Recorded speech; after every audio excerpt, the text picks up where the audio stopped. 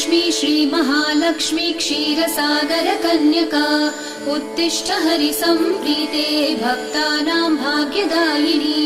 श्रीलक्ष्मी श्रीमहालक्ष्मी क्षीरसागरकन्यका उत्तिष्ठ हरिसम्प्रीते भक्तानां भाग्यदायिनी। उत्तिष्ठोत्तिष्ठ श्रीलक्ष्मी विष्णुवक्षस्थलालये उत्तिष्ठ करुणापूर्णे लोकानां शुभदायिनी। उत्तिष्ठोत्तिष्ठ श्रीलक्ष्मी विष्णुवक्षस्थलालये उत्तिष्ठ करुणापूर्णे लोकानां शुभदायिनी।